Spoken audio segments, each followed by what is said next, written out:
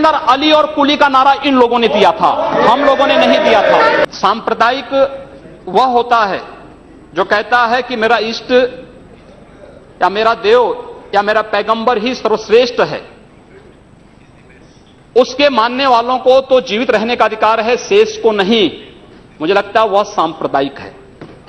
और दुनिया की कौन सा मजहब और कौन सा ऐसी कौम है जिसको विपरीत परिस्थितियों में हिंदू दर्शन ने अपने यहां शरण न दी हो, उसको फलने फूलने का अवसर न दिया हो? कौन सा ऐसा है दुनिया के अंदर?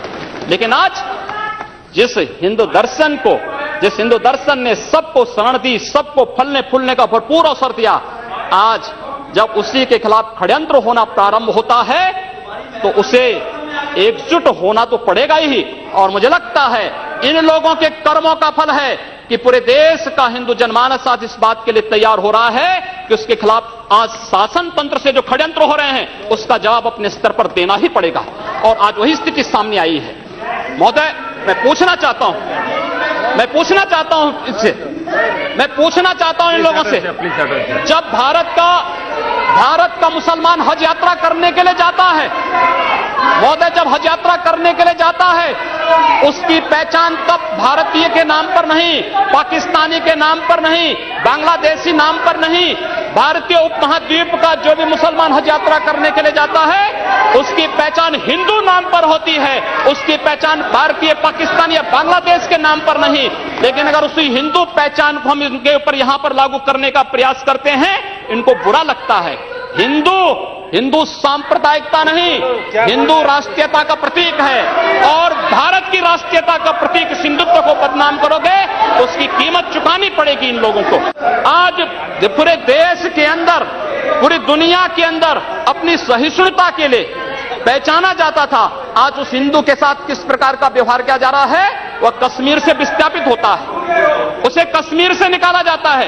एक भी बार इस सदन में चर्चा नहीं होती है, इन लोगों का मुंह नहीं खुलता जब कश्मीर से 3.5 लाख की संख्या में कश्मीरी पंडित निकाले जाते हैं, तब ये लोग नहीं बोलते। पिछले 2012 में असम के अंदर 3 महीनों तक बोडो जनजाति के लोगों को मारा जाता रहा, कोई नहीं बोला। महोदय, कोई नहीं बोला। जम्मू कश्मीर के बाद जम्मू कश्मीर के हिंदुओं के मारने पर कश्मीरी पंडितों को उनके घरों से बेदखल कर दिया गया। एक भी बार ये लोग बोले नहीं, इनको पीड़ा नहीं हुई। दुनिया के अंदर ये अपने आप में बिरला उदाहरण था जहां पर अपने ही देश में अपने ही जानने वाले लोग विस्थापित होकर के खाना बदोश की जिंदगी जी रहे हैं। उस शर्मनाक घटना की निंदा एक भी बार इन लोगों ने नहीं की। मुंबई के दंगों पर ये लोग मौन रहे। जमशेदपुर और भागलपुर के दंगे कांग्रेस के समय हुए थे, एक भी बार इन लोगों ने उस पर चिंता व्यक्त नहीं की।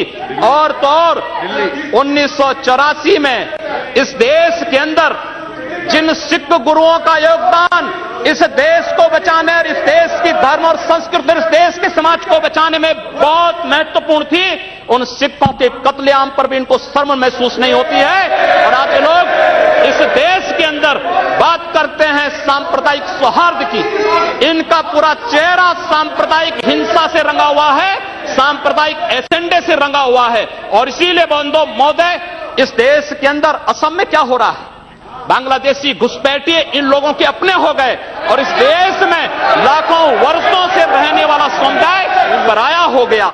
सच्चाई कड़वी होती है और कड़वी सच्चाई ये लोग स्वीकार करने को तैयार नहीं।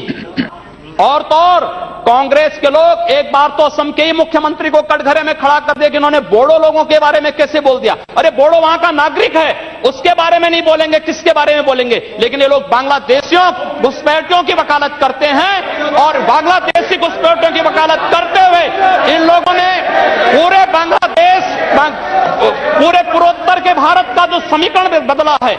महोदय, असम के अंदर आज कोकराझार, धुबरी, चिरांग और बरबेटा जिले जो हिंसा की सर्वाधिक चपेट में हैं, वे सर्वाधिक चपेट में जो जिले हैं वे इसलिए हैं क्योंकि बांग्लादेशी घुसपैठी वहां पर आकर के जमीनों पर कब्जा किए हैं। इन लोगों ने वर्क परमिट के साथ साथ उनके राशन कार्ड बनाए हैं और बेशर्मी के साथ देश के साथ खिलवाड़ उन्होंने वहां पर उनके साथ उनके माध्यम से करवाया है।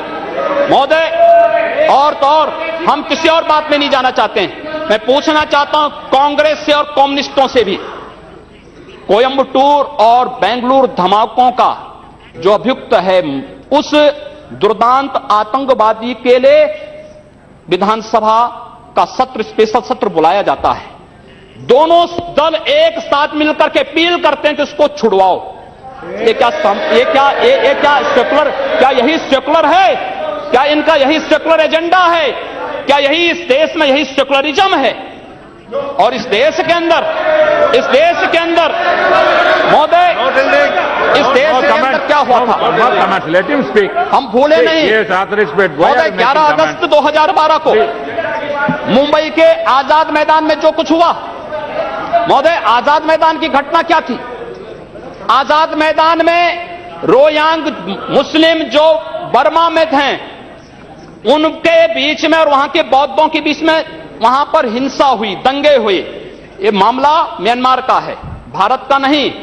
लेकिन म्यांमार की घटना में दंगा कहां होता है? आजाद मैदान मुंबई में। ये लोग मौन रहते हैं, वहां शहीद स्मारक तोड़ा जाता है, पुलिस के जवानों को मारा जाता है, मीडिया कर्मियों को मारा जाता है।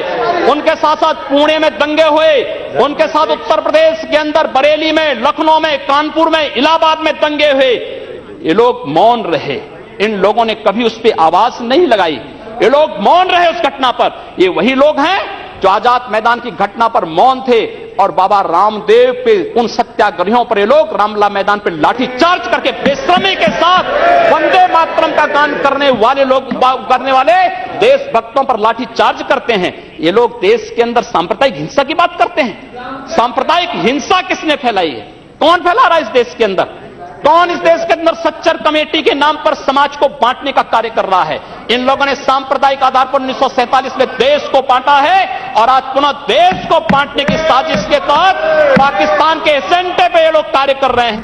हमने कहा था सबका साथ सबका विकास, लेकिन असम के अंदर अली और कुली का नारा इन लोगों ने दिया था, हम लोगों ने नहीं दिया था।